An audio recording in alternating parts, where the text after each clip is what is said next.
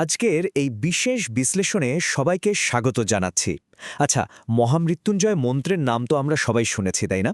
সাধারণত আমরা এটাকে কেবল একটা ধর্মীয় বা পৌরাণিক মন্ত্র হিসেবেই জানি, কিন্তু বিশ্বাস করুন, এর শিকড় ধর্মীয় গণ্ডির চেয়েও অনেক গভীরে ছড়ানো। এটা মূলত মানব চেতনাকে রূপান্তর করার অত্যন্ত শক্তিশালী মনস্তাত্ত্বিক আর বৈজ্ঞানিক একটা টুল। শুনতে একটু অবিশ্বাস্য লাগতে পারে, কিন্তু আজ আমরা এই প্রাচীন মন্ত্রের প্রতিটি অজানা স্তর উন্মোচন করব। চলুন শুরু করা যাক। আজকের এই পুরো যাত্রাটাকে আমরা 5টি ধাপে সাজিয়েছি। প্রথমে জানব মন্ত্রের উৎস, এরপর এর পবিত্র শব্দগুলোর অর্থোদ্ধার, তারপর মৃত্যু ও মুক্তির দর্শন, চতুর্থ ধাপে থাকবে শব্দের বিজ্ঞান এবং সব শেষে জানব জাগরণ আর চূড়ান্ত প্রশান্তির কথা। তো চলুন গভীরে যাওয়া যাক। ১. মন্ত্রের উৎস। যে কোনো কিছুর গভীরতা বুঝতে হলে তো আগে তার শেকড়ে যেতে হয়, আর এই মন্ত্রের শিকড় লুকিয়ে আছে হিন্দু দর্শনের অন্যতম প্রাচীন ও শক্তিশালী বৈদিক গ্রন্থ ঋগ্বেদে। এই যে ভগবান শিবের ত্রিনয়ন রূপ, একেই মূলত ত্র্যম্বক বলা হয়। এই মন্ত্রটার উৎপত্তির সাথে জড়িয়ে আছে ঋষি মার্কণ্ডেয়র এক অদ্ভুত এবং নাটকীয় পুরাণ কাহিনী। শাস্ত্র বলছে, ঋষি মার্কণ্ডেয় তার অল্পায়ু সন্তানকে মৃত্যুর দেবতা যমরাজের হাত থেকে বাঁচাতে এই সঞ্জীবনী বা জীবনদায়ী মন্ত্রটি রচনা করেছিলেন।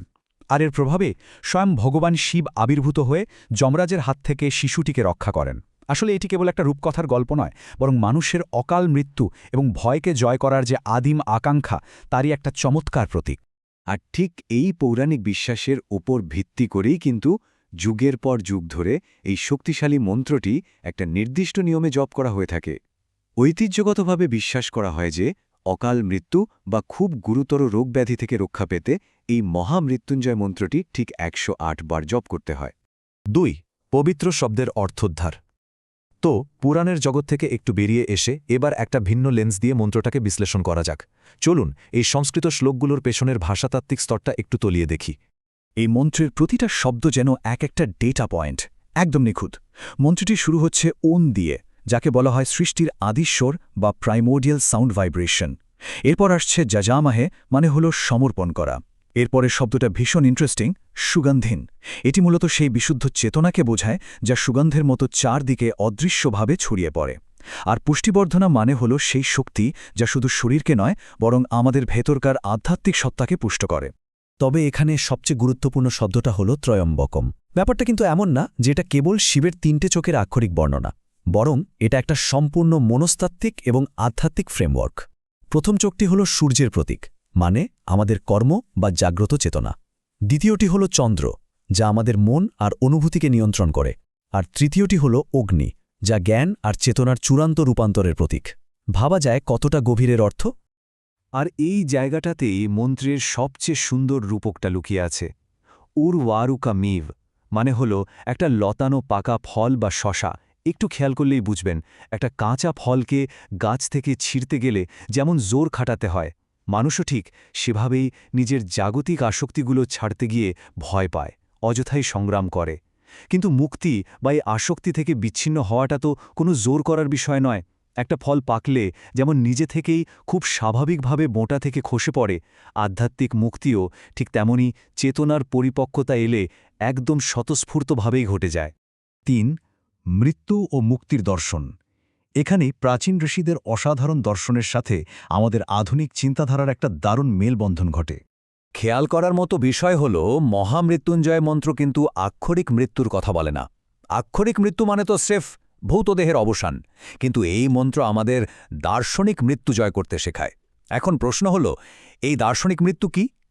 এটা হলো আমাদের ভেতরের ভয়, প্রবল অহংকার আর অজ্ঞতা। এই নেতিবাচক জিনিসগুলোকে জয় করতে পারাই হলো আসল মৃত্যুঞ্জয়ী হওয়া। আর ঠিক এই কারণে মন্ত্রের একেবারে শেষ অংশে মামৃতাৎ বা অমরত্বের কথা বলা হয়েছে। দেখুন, অমরত্ব মানে তো আর শারীরিকভাবে অনন্তকাল বেঁচে থাকা নয়। এর প্রকৃত অর্থ হল এই অজ্ঞতার জাল থেকে নিজেকে মুক্ত করা এবং আত্মার সেই চিরন্তন বিশুদ্ধ চেতনাকে উপলব্ধি করা। ৪. শব্দের বিজ্ঞান। এতক্ষণ তো আমরা দর্শন নিয়ে কথা বললাম, এবার আসা যাক এই বিশ্লেষণের সবচেয়ে রোমাঞ্চকর অংশে, যেখানে একটা আধ্যাত্মিক জপ কিভাবে আধুনিক বিজ্ঞানের পরিমাপযোগ্য শারীরবৃত্তীয় আর স্নায়বিক ডেটায় রূপান্তরিত হচ্ছে তা দেখব। শুনলে অবাক হবেন, আধুনিক বিজ্ঞানের চোখে মন্ত্রজপ কিন্তু রীতিমতো একটা সাউন্ড ভাইব্রেশন থেরাপি। গবেষণায় দেখা গেছে কেউ যখন নিখুঁতভাবে ওং উচ্চারণ করেন তখন ঠিক 136 হার্জ ফ্রিকোয়েন্সির একটা কম্পন তৈরি হয়। মানে এটা কেবল একটা সাধারণ শব্দ নয়, বরং এক ধরনের শক্তি যা সরাসরি আমাদের শরীরের কোষ আর স্নায়ুতন্ত্রে স্পন্দিত হতে থাকে।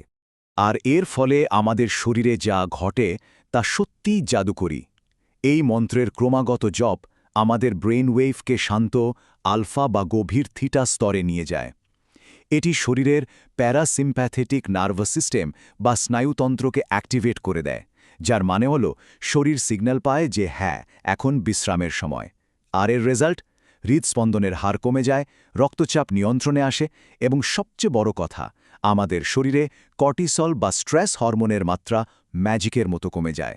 মস্তিষ্কের ভেতরে তাকালে পরিবর্তনটা আরও স্পষ্ট বোঝা যায়। আমাদের মস্তিষ্কের ভয়ের কেন্দ্র হল অ্যামিগডালা। মন্ত্র জপের ফলে ঠিক এই অংশটাই শান্ত এবং অবদমিত হয়ে পড়ে। উল্টোদিকে প্রিফ্রন্টাল কর্টেক্স, যা আমাদের সিদ্ধান্ত গ্রহণ আর মনোযোগের কেন্দ্র, সেটা আরও অনেক বেশি অ্যাক্টিভ আর শার্প হয়ে ওঠে। সোজা কথায়, মস্তিষ্কের গঠনগত পরিবর্তন বা নিউরোপ্লাস্টিসিটি বাড়াতে এই মন্ত্রের জপ সরাসরি কাজ করে।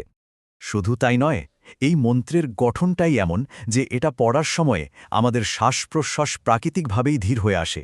স্বাভাবিক অবস্থায় যেখানে আমরা মিনিটে 15 থেকে 20 বার শ্বাস নিই, সেখানে এই গভীর জপের সময়ে সেটা কমে প্রতি মিনিটে মাত্র 5 থেকে 6 বারে নেমে আসে। এর ফলে হার্ট রেট ভেরিয়েবিলিটি বা HRV বেড়ে যায়, আর শরীর ও মনের মধ্যে এক নিখুঁত ব্যালেন্স তৈরি হয়। 5. জাগরণ এবং চূড়ান্ত প্রশান্তি। এতক্ষণ প্রাচীন যোগশাস্ত্রের যে উদ্দেশ্য আর আধুনিক বিজ্ঞানের যে রেজাল্ট আমরা দেখলাম, তার চূড়ান্ত রূপটা এবার মিলিয়ে দেখার পালা। ব্যাপারটা অদ্ভুত সুন্দর, তাই না? শাস্ত্রীয় যোগব্যায়াম আর আধুনিক মনোবিজ্ঞান দিন শেষে একই কথা বলছে। যোগশাস্ত্র অনুযায়ী এই মন্ত্র আজ্ঞাচক্র বা থার্ড আই এবং সহস্রার বা ক্রাউন চক্রকে জাগ্রত করে কুণ্ডলিনী শক্তির উত্তরণ ঘটায়। আবার আধুনিক মনস্তাত্ত্বিক দৃষ্টিকোণ থেকে দেখলে ঠিক এই একই প্রক্রিয়া মানুষের গভীর স্তরের উদ্বেগ বা ডিপ্রেশন কমিয়ে তাকে অবিশ্বাস্য রকম স্থিরতার ফোকাস এনে দেয়। এটা আক্ষরিক অর্থেই একটা সম্পূর্ণ রূপান্তর। আজকের এই বিশ্লেষণটি শেষ করার আগে চলুন একটা বিষয় গভীরভাবে ভেবে দেখি। যদি সত্যিই মৃত্যুঞ্জয় হওয়ার অর্থ আক্ষরিক শারীরিক অমরত্ব না হয়ে কেবল ভয়, উদ্বেগ আর অহংকার মুক্ত হয়ে বাঁচাই হয়, তবে এই প্রাচীন ধ্বনির প্রতিদিনের অনুশীলন আমাদের আধুনিক যুগের এই প্রচণ্ড স্ট্রেসফুল জীবনকে ঠিক কতটা গভীরভাবে বদলে দিতে পারে। এই প্রশান্তি আর অমরত্বের শক্তি হয়তো বাইরে কোথাও নয়, আমাদের মানব চেতনার ভেতরেই সুপ্ত অবস্থায় অপেক্ষা করছে। একবার ভেবে দেখবেন,